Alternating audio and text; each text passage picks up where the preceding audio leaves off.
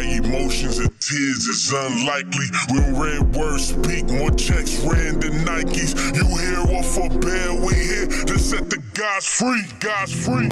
Sons of God apply pressure, bring forth the cause, contend, lift up the banner. We at your front door, we here to seek the answers. And if you want war, me a scat boy, hey, they already know the mission, what we came for. Treat the shit with understanding, we ain't paid for. Christianity finna retire. You said you know the Lord, you a goddamn liar. TD Jakes, Albert Tate, Mr. Raven, Charlie Dace, Tony Evans, JT Meeks, Dr. Duran Gray, Crap flowing, all you coons plotting. Better watch what you say, think twice, boy, you better move with caution. Christianity, it make me nauseous. We show up to kill that nonsense. Winning souls for the kingdom be our offense. We a godsend, so move with caution. Christianity, it make me nauseous. We show up to kill that nonsense. Winning souls for the kingdom be our offense. We a godsend, so move with caution.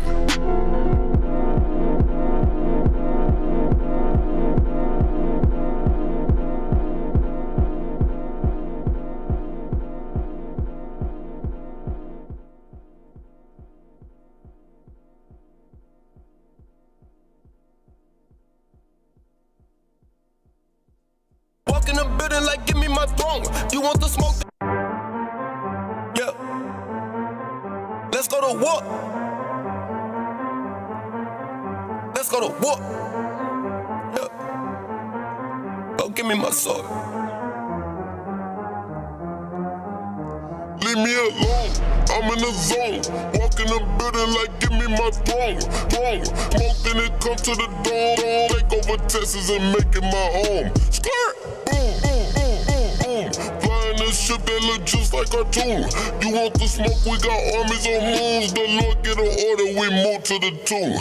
12 never lacking from Texas to Jackson. We been about action, the South be a faction. We got the numbers to make you a fraction. My Bible is precept, now that's really matching. Place where they put us on ships. Stole with the power, I summon the whip. Talking, I gave all the options. Now give me my Bible and let's get it poppin'. Shout out to Dallas that beat a platoon. Look to the east and then back for the boom.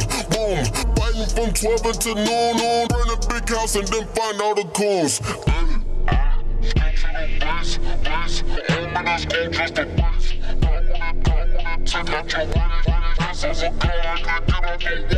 Let's go to war.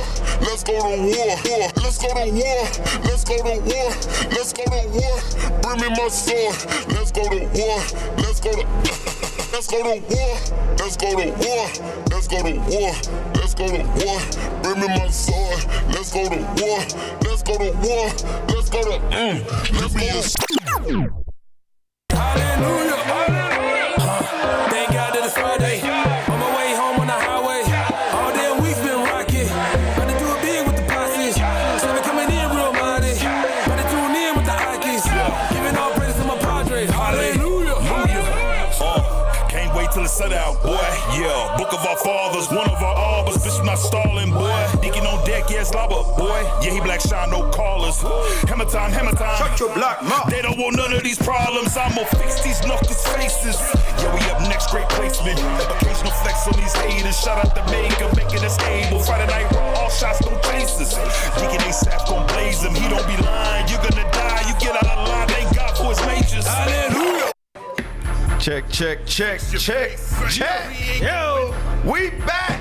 Fixx, We in this building. All praises be to the Most High God. Fix your face Friday. We back. We back in the building. We live. We ain't going nowhere. All praises. Hey, shalom, Israel, Most High in Christ. Bless. Y'all know what time it is. Fix your face Friday. That's right. Here your brother, I'm Captain Azariah. Hey, y'all go ahead and introduce yourself on the panel. To my left, to my right. You in the guest seat today, but go ahead. You're a visitor. Yeah, the guest isn't here today, so you know, fill in. Captain Noah. Hey, shalom, Most High Christ bless him, Officer Eli. Shalom, Most High Christ bless His Officer Abiyah. Come on. Shalom, Most High Christ bless Officer Lamadia. He forgot his name. Happy Hold on, did you forget your name? Yeah, a little bit. He's new to America. Y'all excuse him. He just got to America. Y'all know what? This is how we start today. Going in. He said, Bamba. Come on, man. Go ahead. Hey, shalom, happy Sabbath. Officers of Ka. All praises. All praises, all praises. All right, so what we talk about today? I see the title, No Independence Due to Integration. I know, Abiyah, you kind of put the content together. Yes, sir. What we talk about today? Because a lot of times, Cap, you know, in our generation and probably 2 generations back, we really believe that the so-called African American or the Judite struggle in America was us trying to get into the same bathroom with our oppressor, or the same restaurant with our oppressor, living amongst our oppressor, and that narrative was false. So we're going to backtrack a little bit in our history to show you our forefathers' mind frame before integration and how we're trying to get back to that mind frame with the scriptures and keeping the commandments. That's right. Under Christ, in that same mind frame of our forefathers before the drastic change in integration happened. Hey, before we get that, hey, get Romans 15:4. I want to get 2 scriptures before we play this first video. Romans 15:4. Read that. The book of Romans, chapter 15 and verse 4. Bring it out. For whatsoever things were written aforetime were written for our learning. So we know in the Bible the things that were written aforetime was written for us to learn from. And with the topic that we're going through tonight, we could go back to the Bible on the things that were written aforetime and how the nations dealt with us and how we dealt with the other nations as far as segregation and integration. Right. Read on. Were written for our learning. It says the things that were written aforetime were written for our learning. Read on. That we, through patience and comfort of the scriptures, might have hope. That through these scriptures we might have hope. Now watch this. I do want to read something else. Get Zephaniah 2. Just a preference. Zephaniah 2, read verse 1. Because when you talk about segregation and integration, let's see what the Bible says. The book of Zephaniah, chapter 2 and verse 1. Come on! Gather yourselves together. Yea, gather together, O nation not desired. The Bible tells us as the Israelites to gather ourselves together, because we're that nation that's not desired. And throughout history, here in this captivity, here in Babylon the Great, we have not been desired, even though we have fought and done everything imaginable to try to integrate and become equal with these other nations. We still ain't desired, even to this day. Read that verse again. Verse 1, gather yourselves together, yea, gather together, O nation not desired. So the Bible tells us to gather together, O nation not desired. Read on. Verse 2, before the decree bring forth. Before the decree bring forth. The decree bring forth is Christ returning, coming and destroying this place. Yeah. So the Bible tells us to gather ourselves together because we're that nation not desired. And as we go through tonight, you're going to see we are that nation that ain't desired and they still don't desire us. Go ahead. What we got? What's that first video? The first video, go ahead and play that. This is a man, an elder man, explaining the benefits of segregation because what it forced us to do with each other. Play that. Look at the evidence.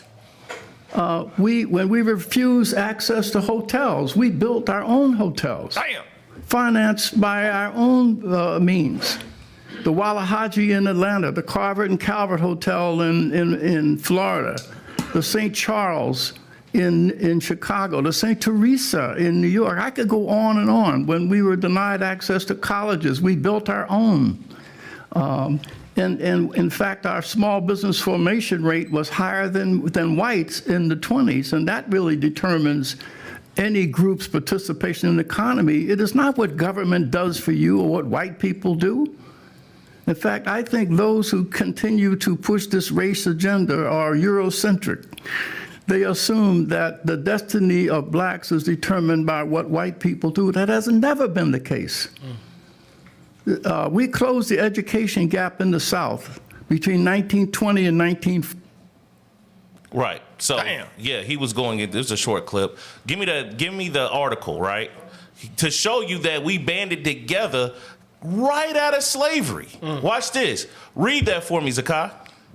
Freedman's Savings Bank. So this is the first bank of black people that was instituted in America right after slavery. Read that. The Freedman's Saving and Trust Company, known as the Freedman Savings Bank, was a private savings bank chartered by the U.S. Congress on March 3rd, 1865, to collect deposits from the newly emancipated communities. The bank opened 37 branches across 17 states and Washington, D.C. within 7 years and collected funds from over 67,000 depositors. 67,000 depositors, meaning 67,000 ex-slaves deposited their money into this bank. Read. At the height of its success, the Freedman Savings Bank held assets worth more than $3.7 million in $1872. In what year? In $1872. 7 years after the emancipation of the so-called African Americans, they amassed $3.7 million into this bank. Read. Which translate to approximately $80 million in 2021. $80 million in 7 years. Wow! But watch this. In true fashion, read. However, the rapid development of the bank was largely driven by false claims and was coupled with mismanagement and fraud. The bank failed in 1874, weighed down by speculative loans issued by the bank's white officials throughout its existence. Historians believe that the bank's failure not only destroyed the savings of many African Americans, but also their trust in financial institutions. So they robbed the $3.7 million amassed in 7 years from these black people. They took it all. And that's heavy. Because, let me get a quick script. Go ahead. Deuteronomy 2017. Because you see how great of a people we are, that we can do, and we got sense. But just imagine when we keep in the commandments, what we can do, what we can accomplish. But this is a curse. Yeah, give me that curse. The book of Deuteronomy, chapter 28, verse 17. Let's go. Cursed shall be thy basket and thy store. The Most High said, if you're not obeying him, all that you can do great things. But if you don't listen to the Lord, all that stuff is going to be destroyed. And you see it here. This is a great feat that we did. 7 years out of slavery? Mm-hmm. Man, but you can't break the curses. Right. Can I get another script? Isaiah 42:22. Because it is amazing that the white society say, why can't they pull themselves up by the bootstraps and do great things? Why are they so dysfunctional? Because white people always butt their nose in our things, and they steal. They rob, they cause confusion, they are the devil, and this is what they did. Read. The book of Isaiah, chapter 42 and verse 22. Come on! But this is a people robbed and spoiled. That's what they did. They caused corruption in the bank and mismanaged their funds purposely. What's the embezzle? That's I need the white person word. That's the word right there. They embezzled money through loans. Read.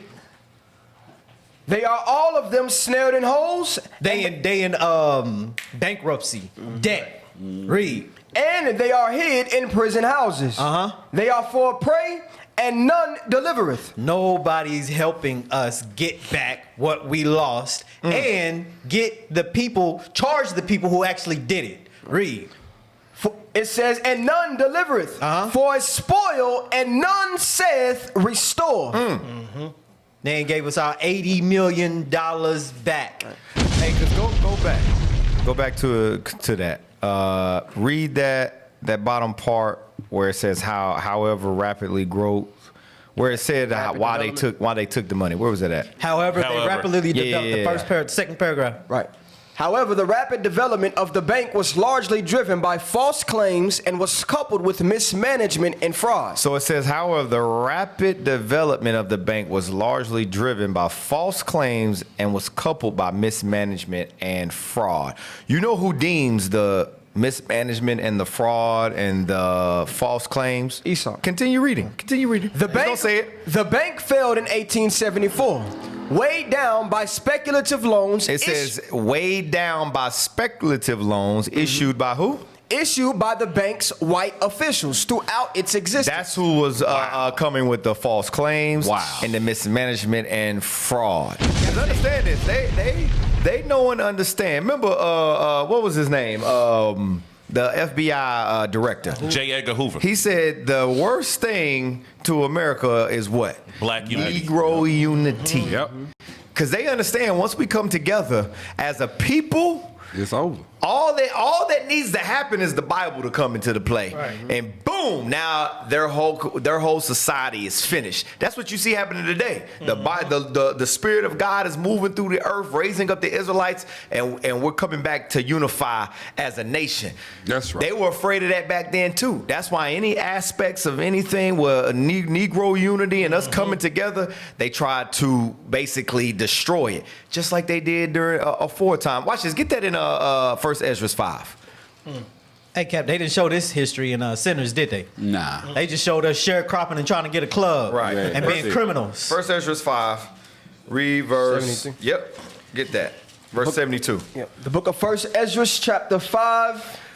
Because when you examine, that's why we read Romans 15 and 4, the things was written aforetime. Because when you look throughout history, these heathens and these other nations despised us, and they have the same tactics and the same way to keep us oppressed and destroyed as a people. Read that. The book of First Ezra, chapter 5 and verse 72. Let's go. But the heathen of the land, lying heavy upon the inhabitants of Judea, Come on. and holding them straight, hindered their building. Now, during this time, this is when we were released by Cyrus during the Persian captivity, and allowed to go back and rebuild Jerusalem, rebuild the temple and the wall. And what happened? What did you see? You seen heathens coming, trying to what? Hinder the building. It looks kind of similar. Not saying it's the same thing, but the same spirit that these heathens have. Here it is. The chain, the yoke of iron was taken off, and then our people started to try to build. And what did the heathen do? They come and try to hinder and destroy it. That's the spirit that they have. Why? Because we are despised as a nation. Understand that. Read on. Verse 73. And by their secret plots. Their what? And by their secret plots. And guess what? You see the same thing today. The same thing happening. Because I know as we go on, you're going to see through the years their secret plots, read. And popular And persuasions. their popular persuasions. How, the media, what they push out in the media, how they warp the minds of our people to think and act a certain type of way to keep us destroyed. Read on. And by their secret plots and popular persuasions and commotions, they hindered the building, the finishing of the building, all the time that King Cyrus lived. So just like during the time of Persia, they moved like that. Guess what? During this time, they moved the same way. Secret plots, their popular persuasions. Their job is to hinder us coming together as a nation of people and building back ultimately to the return of our Messiah, Jesus the Christ. Understand that. All these nations are like, that's why don't get it twisted when you read about how the bank came together and all of a sudden it failed. It didn't fail due to them not having funds and coming together, because clearly black people came out of slavery and was coming together to the amount to 3.7 million, which is equivalent to 80 million today. No, you had, what did it say, white officers came in and what? Started throwing all type of different fraudulent claims and, oh, you're mismanaging. You seen that in the movie, what was that movie? The Banker. The Banker, yep. The Banker. You seen the same thing. It was all good when they had Edomite as the face. Right. But the moment they knew two black people, two Negroes was owning it, now here it is. They did everything in their power to try to destroy it. And that's the spirit that you see with these other nations, especially Esau. Go ahead. What else we got? So you remember what the man said in the video about us coming together in the 1920s and having more businesses or starting more businesses than the white counterparts. We're going to read about Greenwood because this is about in the 1920s. Read that. Greenwood is a historic freedom colony in Tulsa, Oklahoma. As one of the most prominent concentrations of African American business in the United States during the early 20th century, It was popularly known as America's Black Wall Street. It was burned to the ground in the Tulsa Race Massacre of 1921, in which a local white mob gathered and attacked the area. Hey, Zakai, you got to put the H before the W when you say white mob. Yeah, put the H before the W. It was burned to the ground in the Tulsa Race Massacre of 1921, in which a local white mob gathered and attacked the area. It's in them. Gefilte fish. Between 75 and 300 black Americans were killed, hundreds more were injured, and the homes of 5,000 were destroyed, leaving them homeless. The massacre was one of the largest in the history of U.S. race relations, destroying the once thriving Greenwood community. But watch this. Read the second paragraph, because we've always did this. And this is why integration was pivotal to destroy this spirit. Read on. Within 10 years of the massacre, surviving residents who chose to remain in Tulsa rebuilt much of the district. They accomplished this despite the opposition of many white Tulsa political and business leaders and punitive rezoning laws enacted to prevent reconstruction. It continued as a vital black community until segregation was overturned by the federal government during the 1950s and 60s. That's what destroyed Black Wall Street. Not the burning down in the 20s, but the integration in the 50s and 60s. Wow! Read. Hold on, before you read on, let me read this. Let me read it myself. It's Sirach 12 and 10. I'm going to jump from 11 to 12 down to 13. So starting at 10, it says, "Never trust thine enemy, for like as iron rusted, so is his wickedness. Though he humble himself," I'm going to jump down, "who will pity a charmer that is bitten with a serpent?" Going down, where does it say, "Set him not"? No. Verse 12. Verse 12. "Set him not by thee, least when he hath overthrown thee, he will stand up in thy place." That is exactly what the segregation movement was really all about, is to set themselves up in every position that we were in and play like they was the nice guy. Right. We said, oh yeah, that's a nice white man. He wouldn't do us like that. Look, we can sit on his toilet and drink out of his water fountains. He wouldn't be like that. He's changed. We've looked at this snake and charmed it all these years, and we're going to see throughout this show how that scripture plays out. And you know what has us thinking like that? The Christian church. Right. You black pastors, you dumb black pastors. God so loved the world. And Praise everybody. white Jesus. Right. Praise white Jesus. Got us thinking that this man has a conscience. Right. Watch this. Get that Wisdom of Solomon 12. Read verse 10. Because you mentioned we think that he can change. That white man ain't done nothing to Wisdom of us. Solomon 12. He's been so great. He gave us all of these benefits and things. Exactly. What would I be without Section 8? Right. Damn. Wisdom of Solomon chapter 12. Read verse 10. The Wisdom of Solomon chapter 12 and verse 10. Bring it out. "But executing thy judgments upon them by little and little, thou gavest them place of repentance. Come on. Not being ignorant that they were a naughty generation. And that This was a naughty generation. The Caucasian, so-called white man, these are the nations, they are a naughty generation. Read on. And that their malice was bred in them. That's what you got to understand. And that's the problem with the black church. They got you believing that this man ain't your enemy and that, oh, he can change. He ain't this. That was slavery. That was during that time. Exactly. He ain't the same. They ain't nice. We got nice white folks. No, it says their malice was bred in them. Think about the mind you got to have to be able to, and I'm trying to figure out a good way to say it. Orchestrate? To castrate a grown man in slavery and hang him upside down and let him bleed out. Think about the mind that you have to have. And you think this man is changed? Right. Be a psychopath. And have a barbecue with other And have a people barbecue behind with him. other people Right. while he's hanging. Right. Make postcards. It makes Christmas gifts. postcards. Why the kids sit there and point and laugh? Exactly. It says their malice was bred in them. Read on. And their malice was bred in them. And their cogitation. Their what? Their cogitation. Meaning the mentality, the mind, read, would never be changed. God said it would never change.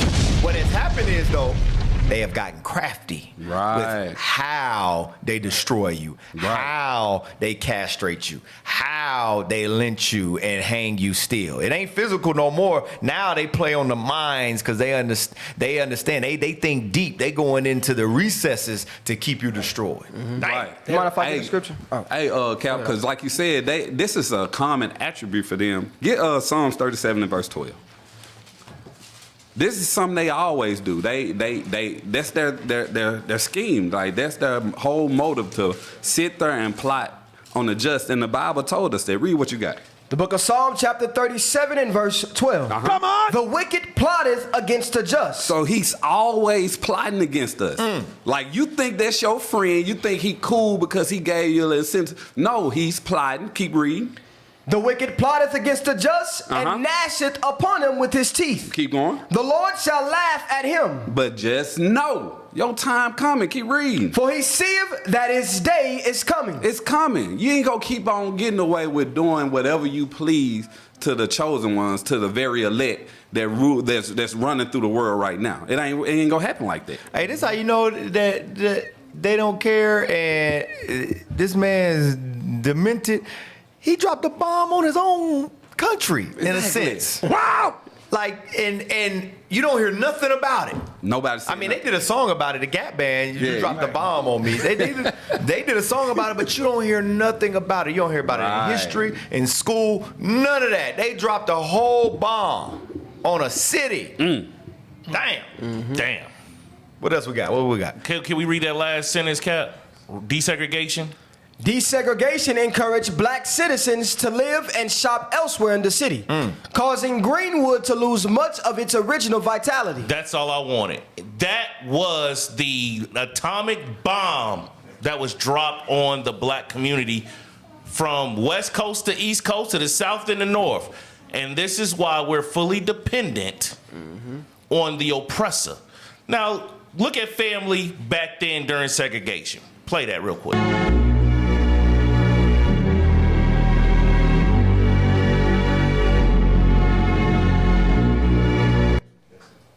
It was quick, but those are snapshots.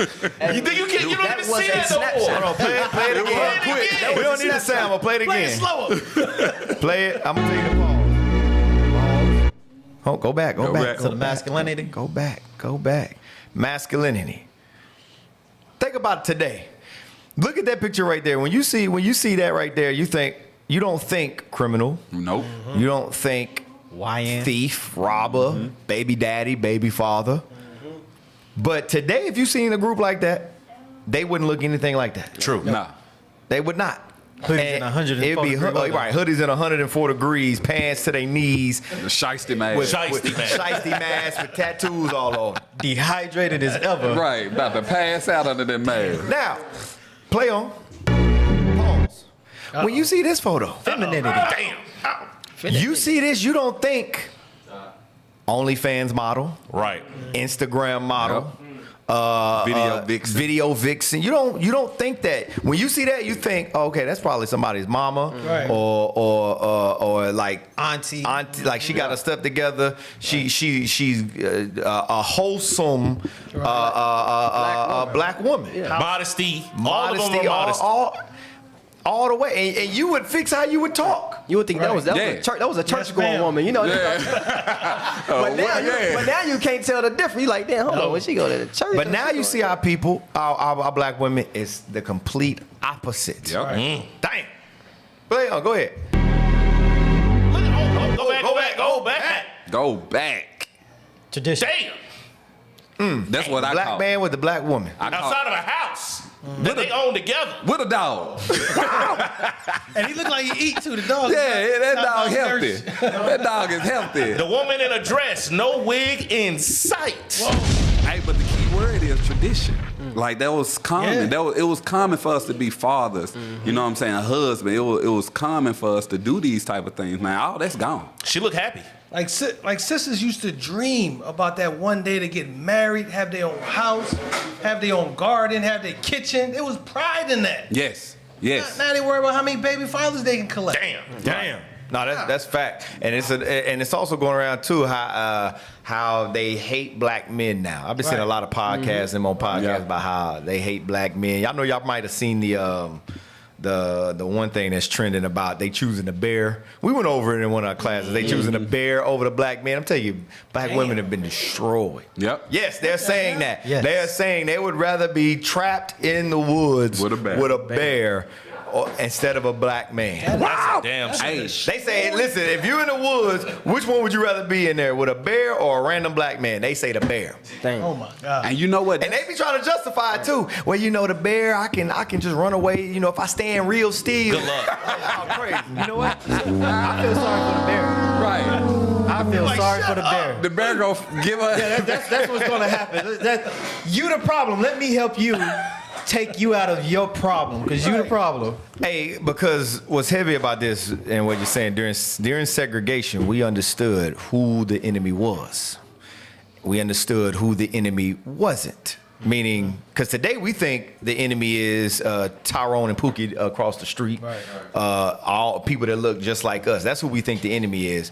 Whereas during that time, we understood who the enemy was. Right. So you had this sense of unity and family and things of that nature. Yep. Go ahead, drop that. What's next?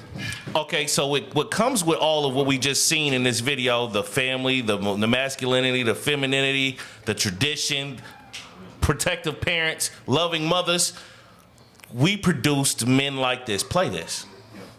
Why are there not more people talking about Dr. Joseph N. Jackson? This man revolutionized your TV experience. Imagine having to get up every time you wanted to change the channel. Thanks to Jackson, that's a thing of the past.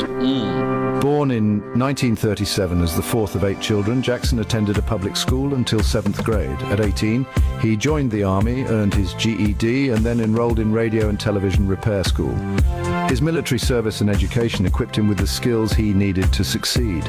Soon after, he owned his own shop. But Jackson was more than just a repairman. He was an inventor. Real quick, I just want to say something. So he's one of 8. He grew up in a house with a mother, father. 1937 was he born. He went to a public school with none but black people.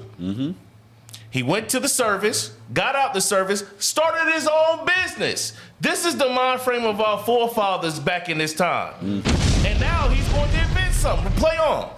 His mind was always buzzing with new ideas. Not only do we owe him for the remote control, but also for the programmable VCR, DVR, and even the TiVo. These devices transformed how we consume media. Every time you pick up your remote, remember, you're using something invented by a brilliant black inventor. His work has touched millions of lives. So next time you're channel surfing, give a nod to Dr. Joseph N. Jackson. His innovations have made our lives so much more convenient. He made your lazy evenings possible. Think about how different your evenings would be without his inventions. Thanks, Doc. Your contributions have truly changed the world. Okay. So, All right. So with that being said, does his family have the contributions that remotes and all of these things, TiVo and all the other companies That we that still you can use? play back what you've watched? Are we getting anything back? Not even just us. Is his family getting anything back for his contribution to the world? Because Right. not just America is using it. Nope. Nope. The Right. people robbed and spoiled. Of course. Yep. Hey, especially with that remote control. Yo, put a list of events. Hey, we lose those every day, man. We buy them jokes about it. You say especially because of the what? The remote control. Remote control. said it. Remote control. That's what I'm talking about. Remote control. Remote control. Remote control. control. I can't find my remote right now. You got an air tag on. And it's missing the battery with the tape on the back. Yes. Oh, man. We're not going to read all of these, but this is what we were able to accomplish during segregation. This is a list of black inventors, right? These are the contributions that black men and women in captivity have made to the world, and we were able to do this amongst each other without the helping hand of the white man. Just read the first 5 of them, if you don't mind, Zakai. Yes, sir. Benjamin Banneker, from 1731 to 1806, who's a mathematician, astronomer, and clockmaker, built the first fully functioning clock made in America by a black man. He was a slave. 1806. We weren't even free yet. Next. Helped survey Washington, D.C. Thomas, yes, sir. Go ahead. Thomas L. Jennings, from 1791 to 1856, first African-American granted a U.S. patent. In 1821. Invented a dry cleaning method called dry scouring. Henry Blair, from 1807 to 1860, second African-American to receive a U.S. patent, invented a corn planter, 1834, and cotton planter in 1836. Norbert Let's get to the more recent one. Start at Elijah McCoy. Elijah McCoy, from 1844 to 1929, invented an automatic lubricator for steam engines in 1872. Inspired the phrase, the real McCoy. So every time you say the real McCoy, it's about Elijah McCoy. We didn't even know that. Never knew it. Lewis Latimer, from 1848 to 1928, worked on cotton filaments for light bulbs. Carbon filaments for light bulbs. Drafted the patent drawings for Alexander Graham Bell's telephone. So basically, he made the telephone, but they're not gonna give him credit for it. Right. If he drew the patents for it, he obviously knew how to make it. Read. John Ernest Matzilger, from 1852 to 1889, invented the shoe lasting machine, which automated shoe production. The reason why you have Nikes, Reeboks, any of these shoes is because of that man right there. That's all I wanted. Bam. Give me Deuteronomy 28, where it says that a nation, all the labors will a nation eat up. It's like 30. The book of Deuteronomy, chapter 28, verse 33. Bring it out. The fruit of thy land and all thy labors shall a nation which thou knowest not eat up, and thou shalt be only oppressed and crushed always. All of these inventions that these men made that made the world better, they get nothing from this. We don't even learn about them in school. Exactly. Right. They get washed over. So we believe that the so-called white man made all of this, but no, they've just taken credit for it all. Even when you look at the Tulsa race massacre, right? I'm from Tulsa, but I didn't learn about the race. You from Tulsa. where? I'm from Tulsa. You from Tulsa? Okay. Yeah. Anybody knows. Most people from Tulsa, they're going to be able to relate. But we didn't learn about the Tulsa race massacre really till like 2012, 2013. That's crazy. That's when it first really started coming into fruition throughout the community. And it wasn't like you could just go and access it. It was on a burnt CD. You know, if you was in a barbershop, hey, you got to check this out, bro. Check out this. And that's how we found out about it. My pops played it for me at home. Yeah. And the crazy part is, I remember like being in school, like the teachers would post the inventors all around. So you'll look, but it wasn't part of the criteria. It wasn't part of the curriculum. You know what I'm saying? The curriculum was white people. Right. But the teachers would try to do their best to incorporate it. Let's keep it real. The only inventor they teach us about in school is George Washington Carver. No fact. And how he invented the peanut butter. He ain't invented peanut. He invented peanut butter.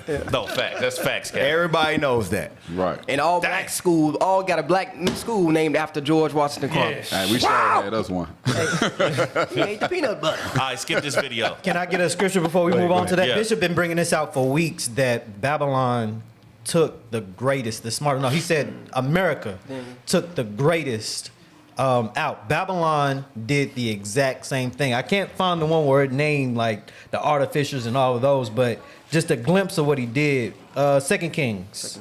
Give me 24 and 14. This is just a short passage of what we see here in America and what they took, the best of the best, into slavery from Africa.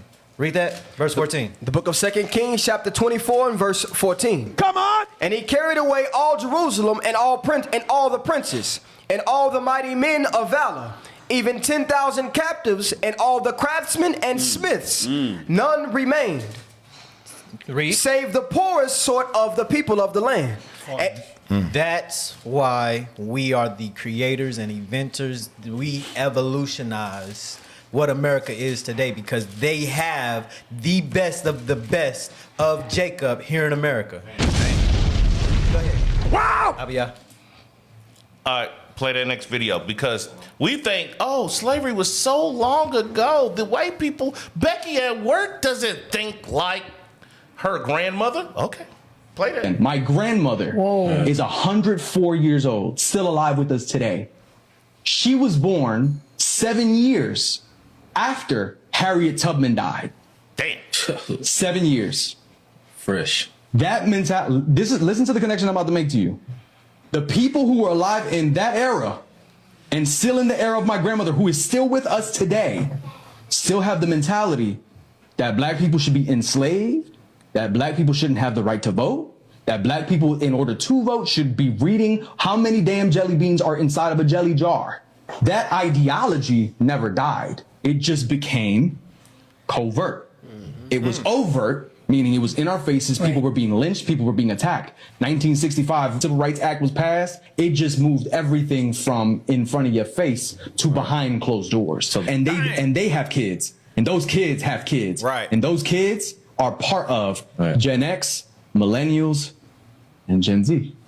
Wow! That mentality never died. There's a human connection and a human. Pause there, because I'm telling you, our people forget that all the people back from that, we'll go all the way back from the 1800s all the way up to the early 1920s, 30s, 40s, 50s, 60s during the civil rights era.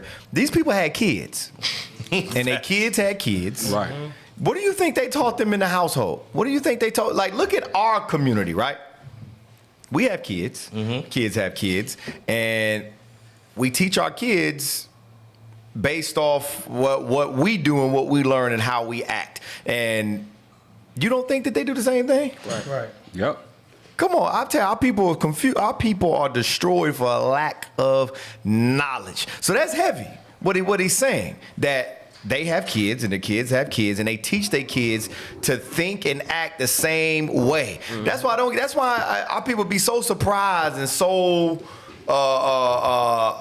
crazy when like, for example, Dylan Roof, he'll go into a church and shoot 9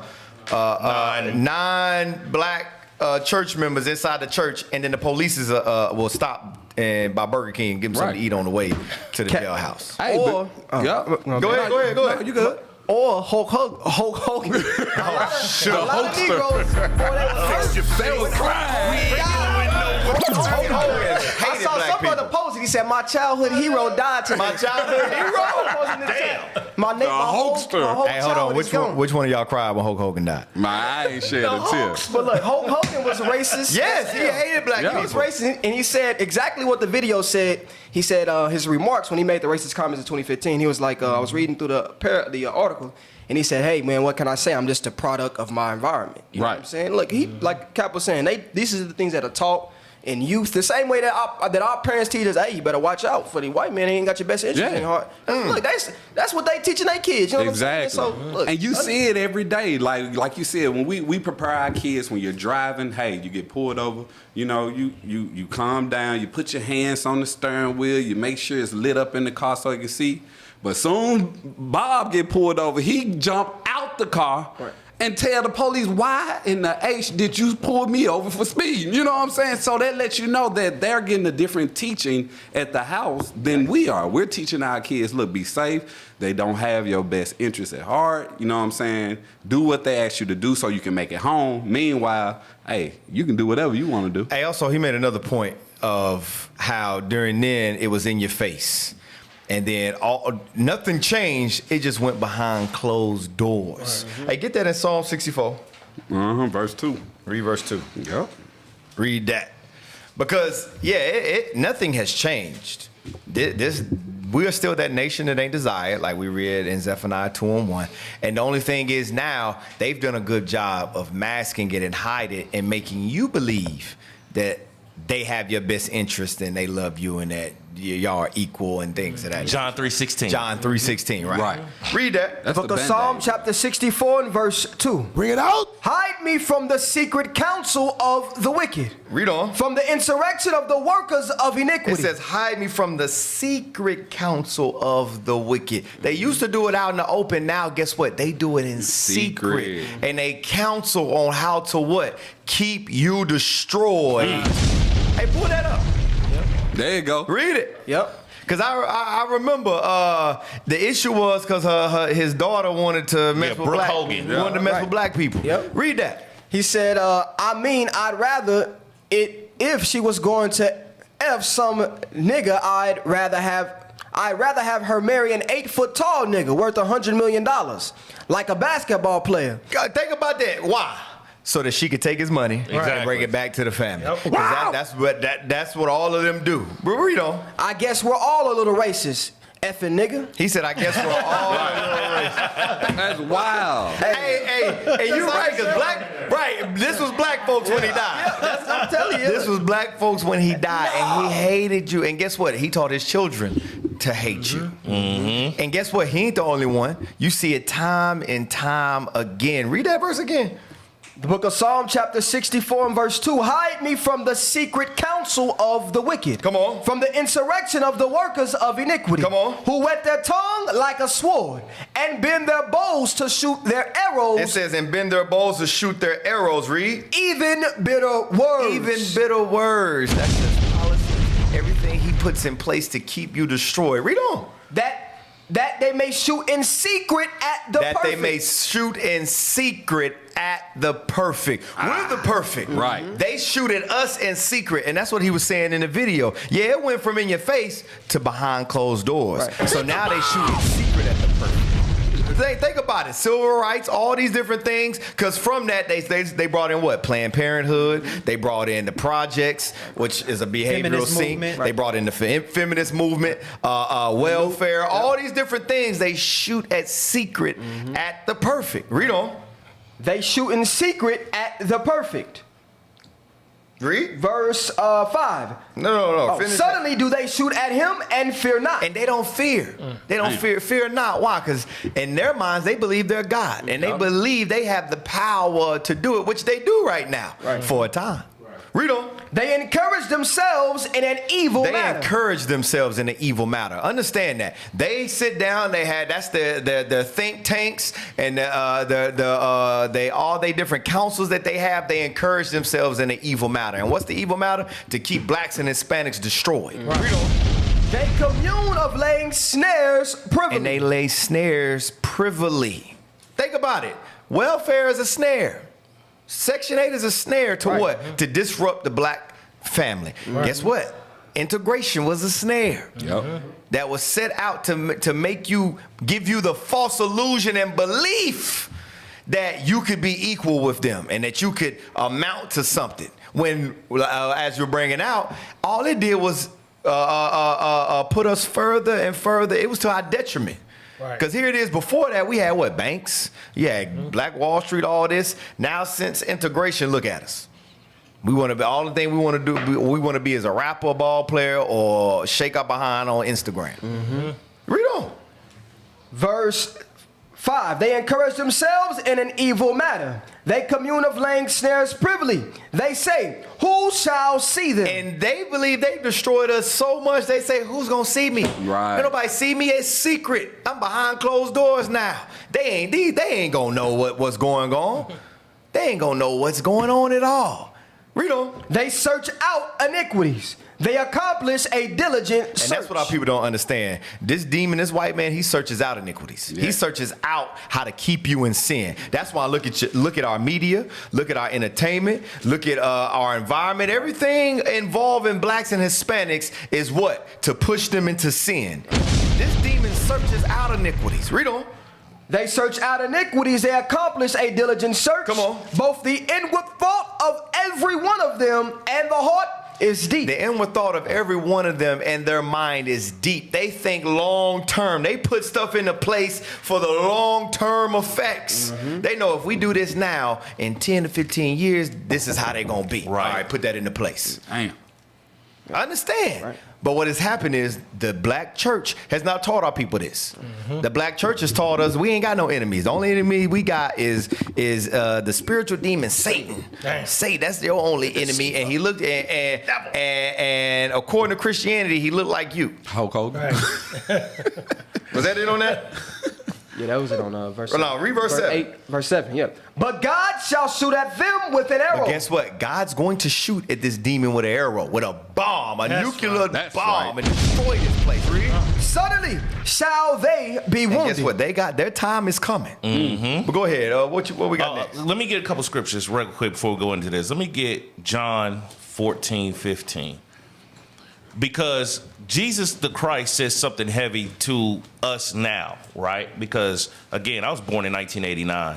A lot of us on the panel was born in the 80s. So this is 20 years before us. Not a lot of us. He said a lot of us on the panel. Who was born before the 80s in here?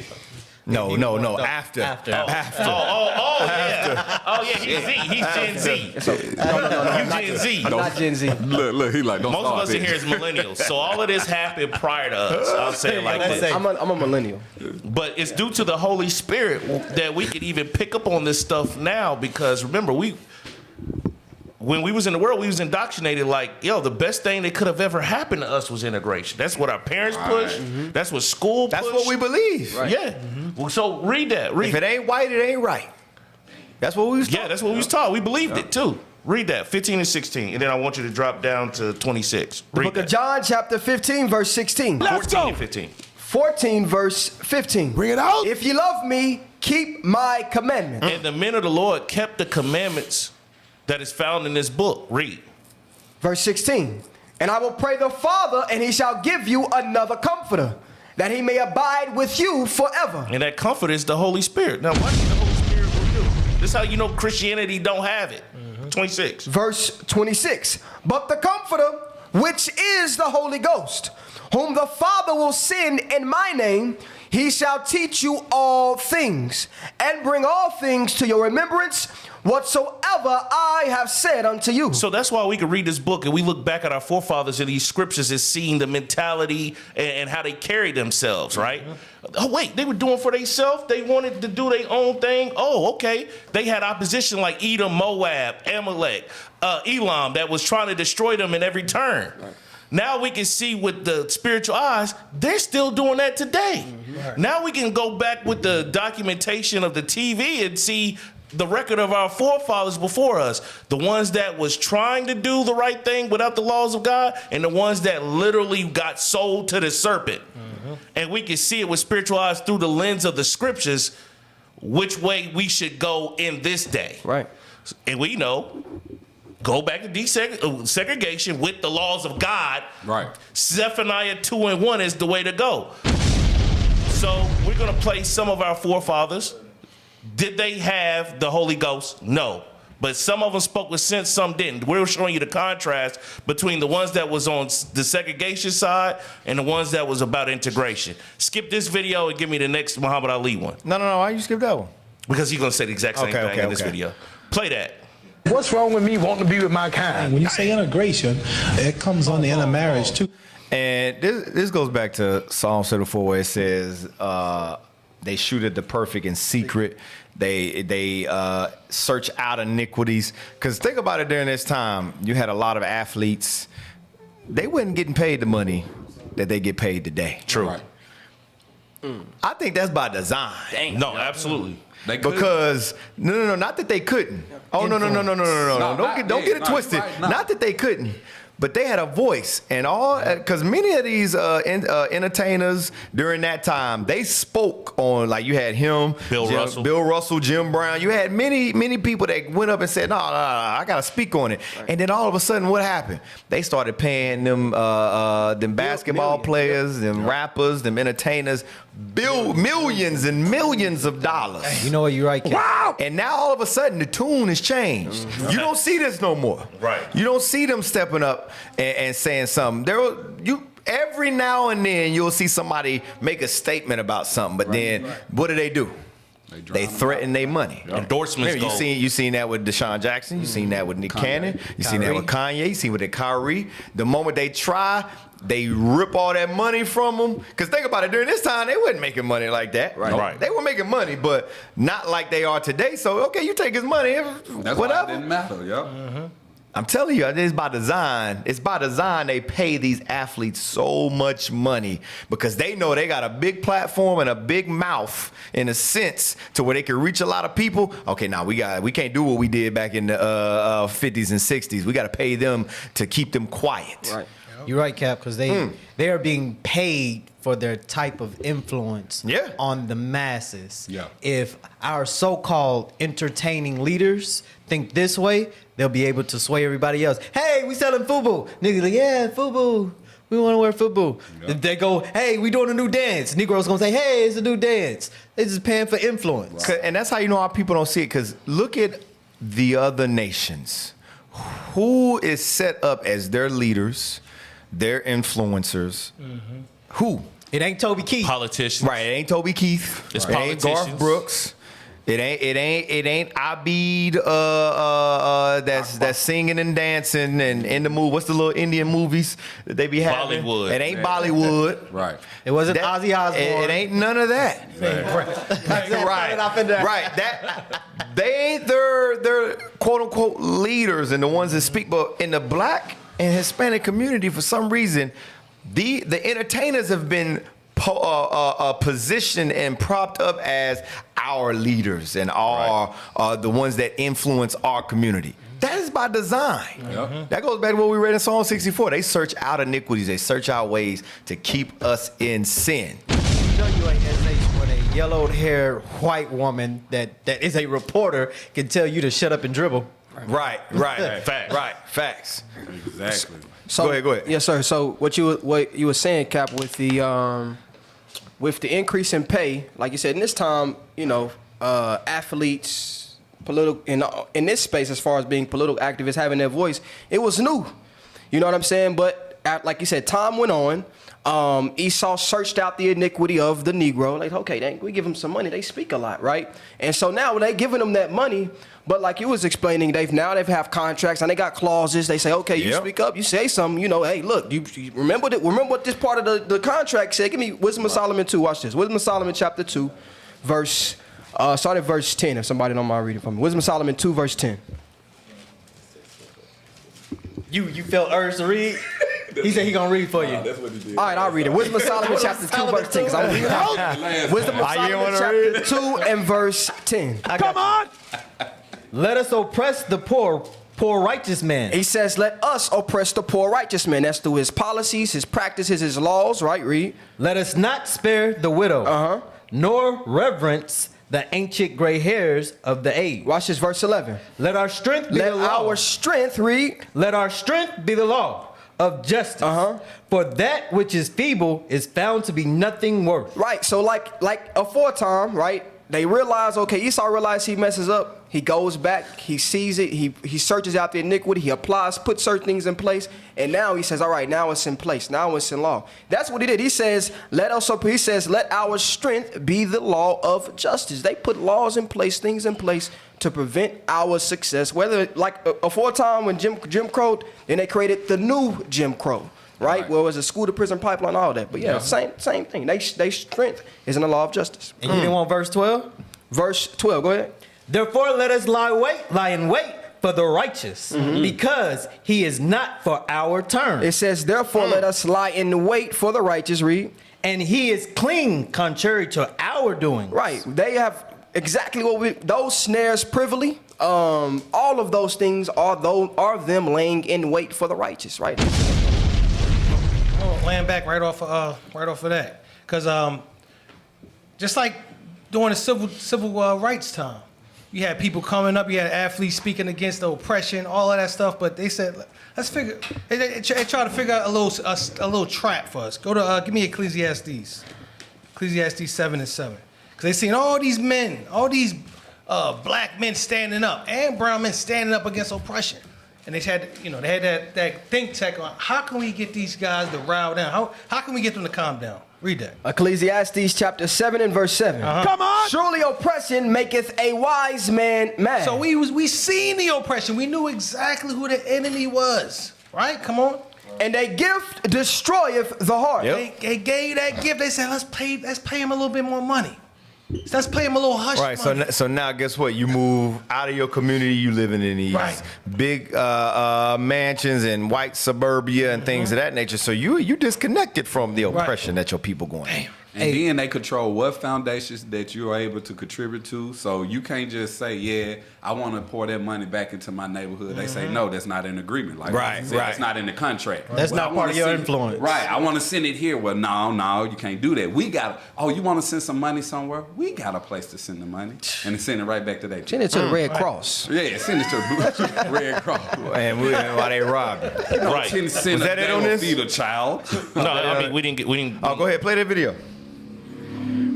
What's wrong with me wanting to be with my kind? When you say integration, it comes on the intermarriage too, right? All being together. Right, sure. And I'm sure no intelligent white person watching this show, or no intelligent white man in his or her right white mind want black boys and black girls marrying their white sons and daughters, and in return introducing their grandchildren as half brown, kinky haired black people. I wouldn't object to that. Well, you wouldn't, but a lot of them would. Well, I'm sure a lot of people. No, this is the point. What I'm trying to say is this. And you don't have it. Hey, you say you don't. Scroll back a little bit. I want it on the host. Scroll back just right there. Oh no, he thinks just like that too. Mm-hmm. But absolutely. He's doing damage control to try to say no, we don't feel like that. He said, okay, yeah, you might not, but a lot of them do, and they do. Right. Understand that they do. Damn. 100% they do. I've experienced it. They do. Read on. I mean, play on. What I'm trying to say is this. And you don't have it. You say you don't, but you don't have it. You really ain't going to have it. You on the show and you got to say that. You called him out. He said you on the show and you got to say that. Wow. You know he's doing damage control. Play on. No, that's not true. Why would you want to do that? Because I don't think I'm any different from you see. We much different. I mean, I think society's made us different. You know we're different. We all together. But society's made us different. No, not society. God made us different. No, we're just human beings. He made all of us. We all, listen, bluebirds fly with bluebirds, red birds want to be with red birds. Listen, tell me when I'm wrong. Pigeons want to be with pigeons. But tell me when I'm wrong. We should have more. They don't have intelligence, but yet they stay together. We should have more intelligence than them, right? I don't see it. Sirach. What is that? Sirach, soda with that good seed. Sirach 26, start at verse 19. Yes, sir. Read that. The book of Sirach, chapter 26 and verse 19. Let's go. My son, keep the flower of thy age sound. Guess what? The Bible's saying the same thing. Keep the flower of thine age sound. Read on. And give not thy strength to strangers. Don't give your strength to strangers. It's going into interracial marriage. That's right. Here's you marrying these other nations, and you giving your strength to them. Read on. When thou hast gotten a fruitful possession, come on, through all the field, sow it with thine own seed. The Bible tells us to sow it with thine own seed. Read on. Trusting in the goodness of thy stock. Trusting in the goodness of thy stock. The goodness of our stock. Right. We are a holy people, a righteous people. Why the hell would you go lay with a dog? Right. Yeah. So give your strength to a stranger. Read on. Verse 21. So thy race which thou leavest shall be magnified. And the Bible is letting us know by doing that your race will be magnified. Because he hit it on the head. He said with integration, that brings forth what? Interracial marriage. Yeah. And now what does that do? That destroys our communities. The Bible's saying the same thing. He said, listen, trust in the goodness of thy stock that thy race may be magnified. Right. Verse 20. So thy race that thou leavest shall be magnified, having the confidence of their good descent. We're supposed to have confidence in our good descent, not be ashamed. But that's what you see. Black women, they want to go get with a white man because I want my kids to come out with straight hair and blue eyes and light skin. No, trust in that nappy woolly hair. Right. It was from God. Exactly. That pure wool. That's what with us being magnified, that's what makes them afraid. Get Deuteronomy 28 and verse 9. Come on. That's why they scared. The Bible tells us the reason why he puts certain things in place, because he know the beginning and the end. He see what's going on. Read what you got. The book of Deuteronomy chapter 28 and verse 9. Bring it out. The Lord shall establish thee an holy people He said unto he himself. gonna make us a separate people unto himself. We're not going to be the same. We're not going to look the same. We're not supposed to think the same. We're separate. We're set apart. Read. As he hath sworn unto thee, if thou shalt keep the commandments. If we do right, keep the commandments. Read. Of the Lord thy God, and walk in his ways. Keep going. And all the people of the earth shall see that thou art called by the name of the Lord. Other nations, they go see this and they go understand what's going on and what's going to happen after that. Read. And they shall be afraid of thee. And they going to be afraid because they see we a wise nation now. They see we coming together. They see we building. They see we putting black families back together. We marrying the black women, the Hispanic women, the Native American women. We making full families. We bringing that back to life now. And they afraid of it. They going to be scared. Yeah, they scared. What else we got? I know. I just looked at the time. Well, Next video. Play that. I'm saying you talking about me about some draft, and all of you white boys are breaking your neck to get to Switzerland and Canada and London. I'm not going to help nobody get something my Negroes don't have. If I'm going to die, I'll die now, right here fighting you. If I'm going to die, you my enemy. My enemy is the white people, not Vietcong. They knew not to give them no money. They knew. I'm telling you, they knew. Listen, that's why they giving them money now, because they like, hold on, we can't have this. He up here, he said, because think about the voice, the voice that they had. Think about if the black folks get on talking about, yeah, you my enemy. The white man might hear it, and a young boy hear that. Right. And that's who he idolizes, because he want to be like Michael Jordan. He want to be like LeBron, and he want to be like Kyrie. And Kyrie saying, yeah, my enemy is the white man. Guess what he gonna think? Right. No, sure. Hey, you my enemy. Right. You know, Esau was praying that a white boy whoop his ass. Hey, but he made a heavy point, though. He said, why I'm going to go die for this country? You my enemy. Why would I go die fighting for you? Did you experience that? Yeah, I did. Go ahead, you want to speak on it? It was in Afghanistan. I'm in full uniform, in full dangerous combat, and the little kids of Afghan said, yeah, I don't like him because he's a nigger. Wow! Dang. While the whole white community is there occupying their country, bombing them. Damn. We just, never mind. It's an evil world we live in. In America and a nigga in Iraq. Yep. And still nigga. Still is. Jay-Z had something right, huh? Hey, you got white folks telling me you're unpatriotic because you don't vote. Wow. I fought for this country. What are you talking about? Why you won't even do anything for your country but work? That's all you do is pay taxes and vote. Hey, get that Nehemiah 9:2. Because even in our captivities, God commands us to what? Separate. Get that Nehemiah 9, read verse 2.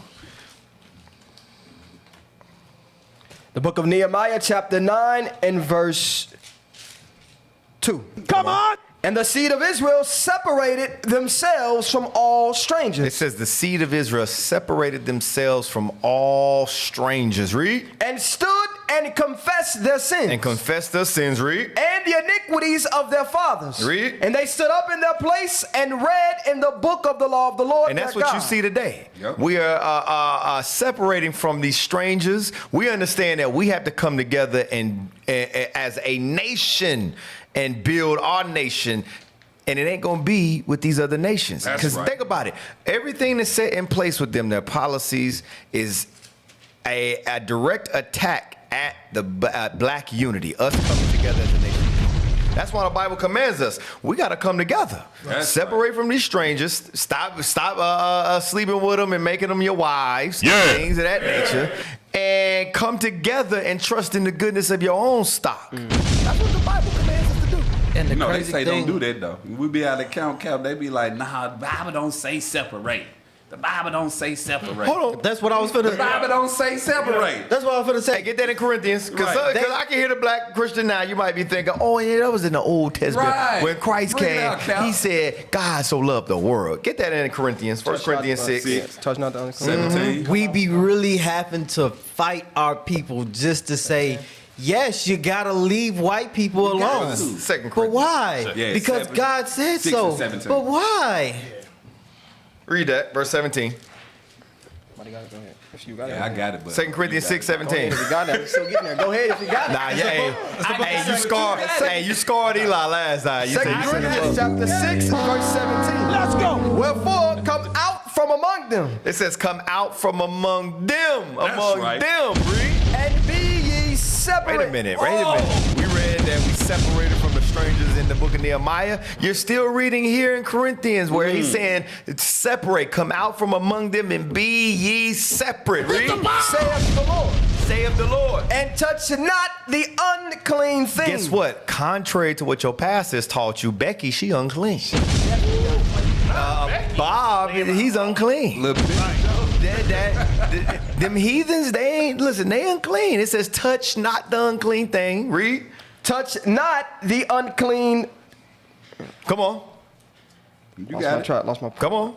Okay. Come out from among them, my people, and be ye separate, saith the Lord. And touch not the unclean thing, and I will receive And you. I will receive you. Watch this. Let's get another one. Get Revelations 18. Read verse 4. Well, I was right there with it, Cat. Read verse 4. The book of Revelation, chapter 18 and verse 4. Let's go. And I heard another voice from heaven saying, come out of her. Come out of her. Talking about Babylon the Great, that great city, America. Read. My people, that ye be not partakers of her sins. That come out of her is come out of her philosophies, come out of her doctrines, Right. come out of her policies, her churches, Right. her religions, Yep. her idolatry. Saying the same thing in Corinthians. Come out of them false, wicked churches, them idolatrous religions. Read on. And that you receive not of her plagues. Because what's going to happen is, guess what? You're going to receive of her plagues if you continue to stay integrated with this society. Read on. Was that it? And receive not of her plagues. That was it on verse 4. Watch that. What else we got on this? Go ahead, Nick, next. Hey, and with that, I just want to say it in the words of my brother, Officer Jazz. Unplug from the white man's behind. Exactly. Quickly. That's what black people are. You're right. You're right. Quickly. All the way in there. Unplug from the white man's behind. Sheesh. Hey, yo. Right there. Play that. Crazy. A black man cannot have a white man as a friend. He may have a white man who's friendly, but being friendly and being a friend, I think, are two different things. Uh-oh. I think there are many whites who act friendly toward Negroes. A fox acts friendly toward the lamb. And usually the fox is the one who ends up with the lamb chop on his plate.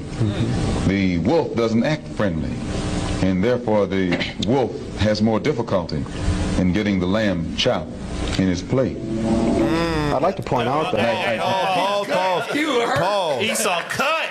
Because that's heavy. That's heavy. Go back to that Sirach 12, because it's posted on there, but go to that Sirach 12. Here, I got a story. It's a true story of what he's talking about. Because he says, just because they're friendly don't mean that they're your friend. Right. So this was years ago. This might have been like a year before I came into the truth. I'm sitting there, and yeah, all white people around me. You know where I'm from. I'm from where the KKK originated. So Yes, it's my father-in-law at the time and mother-in-law. We all in the family. It's supposed to be the family. And, I'm the token Negro in the mix. So he's sitting there talking. Father-in-law sitting there talking. He Esau. He's sitting there talking. He's like, yeah, I got black friends. Sharika up at the job. Man, sure, I love her to death. She's my friend. I'm telling you, when it come to work, I look out for her, all this.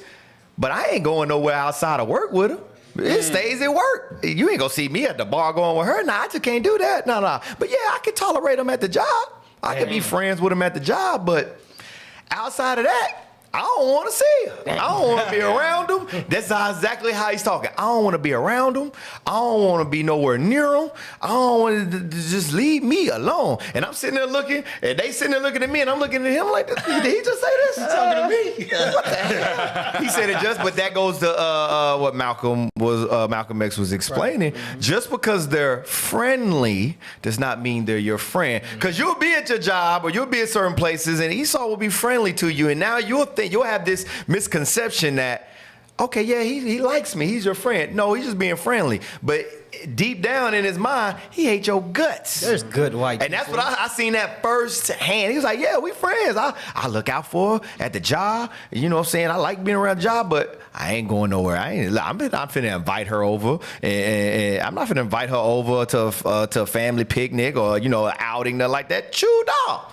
Read that, Sirach 10. The book of Sirach, chapter 12 and verse 10. Come on. I know we read it earlier, but let's read it. I want to dig into it. Read that. Never trust thine enemy. That's why the Bible tells you to never trust thine enemy. It don't matter how friendly you think they are. It don't matter how many good white folks you think there are. It says never trust thine enemy. Read on. For like as iron rusted. Because just like iron rust. So is his wickedness. So is his wickedness. You'll see this nice shiny piece of metal. It will rust.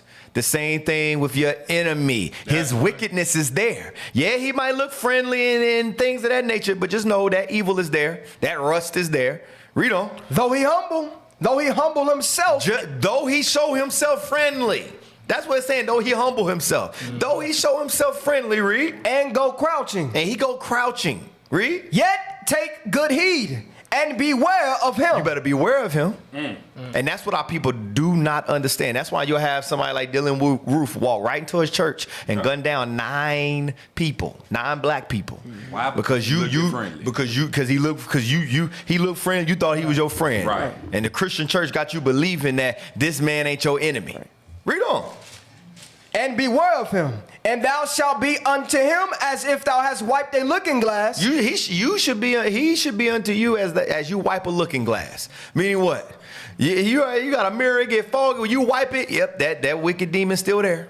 He's still there. Read on. And thou shalt know that his rust have not been altogether wiped away. That rust still there. That evil still there. It don't matter how friendly he is. Read on.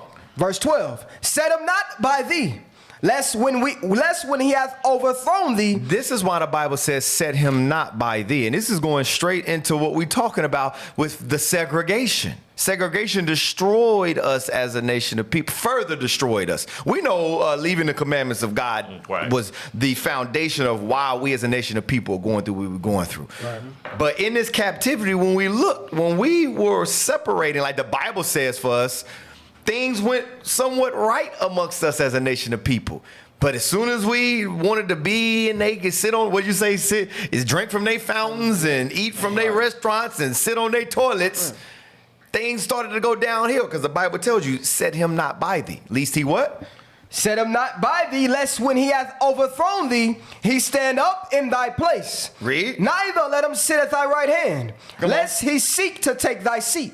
And thou at the last remember my words and be pricked therewith. We should always remember these words and be pricked with them. To never trust thine enemies. Watch this, read on. Verse 13. Who will pity a charmer? Because who gonna pity? Think about it. Who gonna pity a charmer? Right. Read. That is bitten with a serpent. Think about you watching a video and a snake charmer. He think he charming a snake. He think that he has the understanding I'm gonna charm this snake, and then he get bit. You gonna pity him? No. Like, damn, that's what you get. No, you gonna be like, that's what you get, you big dummy. You should have been playing with the snake. Right. Guess Told what? you I was a snake. That's what you look like playing with this white man.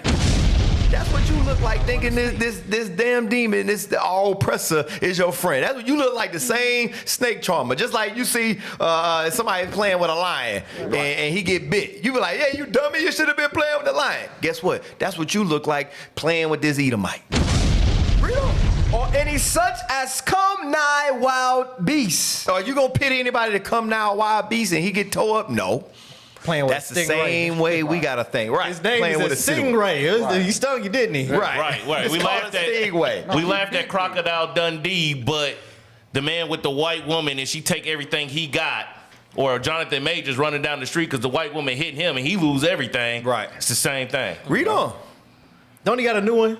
No, he got a black woman now. No, not the golf. Oh, you talking about Tiger Woods? Tiger Woods, yeah. Ain't learned his lesson. He ain't never learned. Read on. Verse 14. He gonna lose another half. So one that goeth to a sinner. You look the same way. So one that goeth to a sinner. And guess what? This demon, Esau, according to the Bible, who is a so-called white man, the Caucasian, he's a sinner. Remember, it says he is the border of wickedness. That's right. It says, so is one that goeth unto a sinner. Read. And is defiled with him in his sins. And you get defiled with him in his sins. Who gonna pity you? Right. Read on. Who will pity? Who will pity? Damn. What else we got? Damn. You wanna play? Just play a little bit more of that, cause he gonna say something on that video. Play on. This is the spirit of our forefathers. I just gotta say this. This was the spirit of our forefathers before we got indoctrinated in integration. This is the way they thought, and they buried this type of understanding. Right. There's none of us in the millennials, even Gen X, that has this type of wavelength in the world. I'll say like in the world, but in the truth we all do. But in the world, they buried this type of thinking.